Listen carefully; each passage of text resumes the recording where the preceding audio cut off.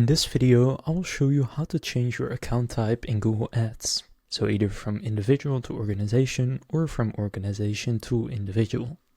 To do this, simply go and open up Google Ads, and then in the left you want to go to Billing, and then here go to Settings. Now from within Settings, you will see Pay Your Details, so click on the drop down, and then in Pay Your Details it will then show the account type. Now in the account type, just click Edit, and then for me it's set to individuals. I'll just change it to organization.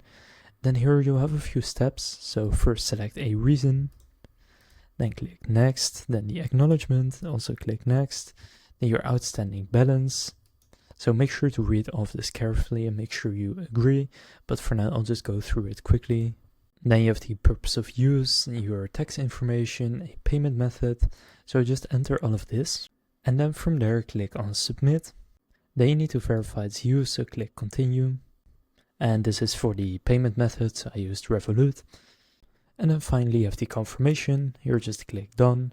And now you will see that this gets updated, and now the Pay Your Details, if I click on the drop down, now I have an organization instead of individual account type. So that's how to change your account type in Google Ads.